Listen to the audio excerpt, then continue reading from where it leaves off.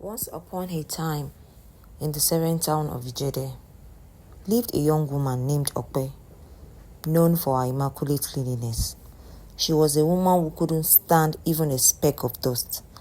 Her house sparkled as though the walls themselves were polished every hour, and her floors gleamed as if they had just been mopped and waxed. Okpe's obsession with cleanliness extended far beyond what most could comprehend. She would sweep, dust and mop, even when there was nothing to sweep, dust or mop. If the sun dared shine through the window, she would jump up to wipe off the imaginary dirt that the light seemed to reveal. Her husband Sunday loved her so dearly, but he soon found himself worn out from the constant demands for cleanliness. Okpe, why are you cleaning the kitchen counter again? It's already clean, he would ask, but she was relentless. Every time he returned from work, he would find her wiping the door handles, the kitchen counters, the chair, everything all over again. It was as if she believed no space was ever truly clean enough. When Okpe found out she was pregnant, Tunde hoped that the baby would bring a sense of balance and calm. Perhaps the joy of motherhood would change Okpe's ways. But he was mistaken. Okpe's obsession with cleanliness grew even more intense as her pregnancy progresses. She insisted on washing her hands 100 times a day, making Tunde and everyone around her follow the same routine. Her kitchen was scrubbed until even the stove knob were polished. Tunde would laugh nervously, but deep down, he wished for a little less of Okpe's cleaning mania and a little more relaxation. On the day Okpe gave birth to a healthy baby boy, her excitement was palpable, but so was her desire for cleanliness. Her mother-in-law, Mama Funke, she came to stay with them for a few weeks to help with the newborn. Mama Funke was a woman with heart full of love and care. She had raised Tunde with warmth and patience, but she had never dealt with a daughter-in-law quite like Okpe. As soon as Mama Funke stepped into the house, she noticed the overbearing smell of disinfectant in the air, and she said, Okpe, my daughter, do you really keep your house spotless? Mama Funke said, trying to offer a compliment, but Okpe was on another mission. Mama, I'm glad you are here, but please, can you do me a favor? Okpe asked. Before you even touch the baby, Mama, please wash your hands thoroughly and scrub your nails, and please, Mama, wear this mask. She handed her mother-in-law a face mask with a stern look. I need to make sure the baby's environment is perfect, Mama. Mama Funke blinked, unsure if she had heard correctly. Okpe, I'm your mother-in-law, you know. I am not a stranger. I've been carrying babies for decades. I know how to hold a newborn. But Okpe's eyes narrowed. Please, Mama, it's for the baby's health. You wouldn't want anything bad to happen to him. Mama Funke sighed. And slowly, nodding her head, she followed Okpe's rule, scrubbed her hands, wore the mask, and even sanitized her phone. She did everything to make Okpe satisfied, understanding fully well that she's a first-time mom. But as the days passed, it became increasingly clear that Okpe's obsession was no more quick. It was consuming her and those around her. The final straw came when Okpe asked her mother-in-law to sanitize her feet before entering the bedroom where the baby slept. Mama, remember, we have to keep the baby's room free from germs. Please take off your shoes and use this foot disinfectant before you come in. Mama Funke stood at the doorway, stunned. Okay. You want me to sanitize my feet again? Like I'm entering a hospital operating room. Okpe nodded, her face serious. Yes, Mama. The baby deserves a clean environment. Mama, I don't think that is too much to ask for. And Mama replied, okay, no problem. Mama Funke knew she was stressing herself too much, and so she did everything to relieve her. Anything concerning the baby, she hardly allowed anyone do it. She would express breast milk for the baby in the feeding bottle, which was a suggestion by her mother-in-law, Mama Funke, to relieve her.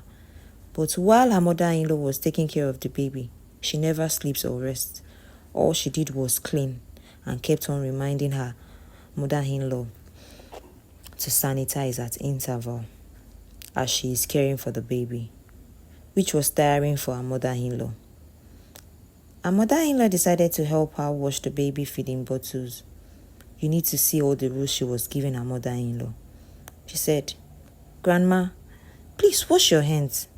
Let me smell the bottle. Mama, it's not clean. Rinse it again. It doesn't smell fresh. Mama, please, we have to rinse this thing over and over again until it smells fresh." After rinsing it like 6 times, her husband angrily came from the living room to the kitchen. "Mommy, leave her alone.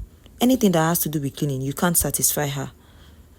And he said, "Remember, my mother is not your maid that you can just order around. She's only here to help you." Okwe sighed, looking so surprised and asking herself, why is my husband overreacting? Unknown to her that she was the one overreacting. One morning, her friends came to visit the new baby.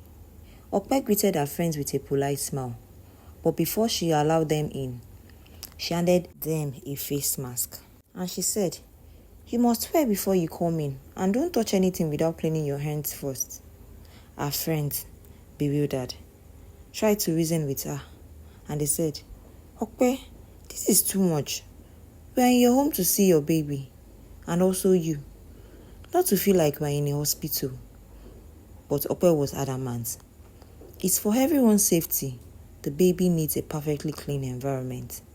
Mama Funke, observing all this, could no longer hold her tongue, and she said, "Okpe, my daughter, you have to let go of all this madness.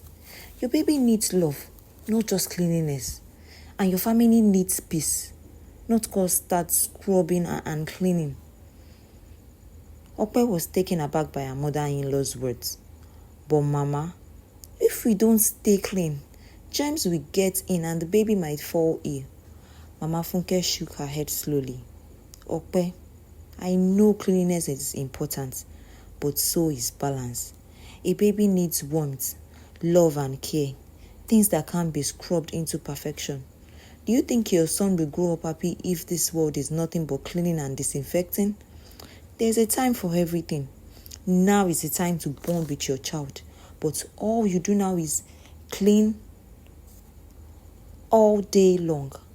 So what time do you have to bond with your baby? But you must learn to embrace life, not just its cleanliness."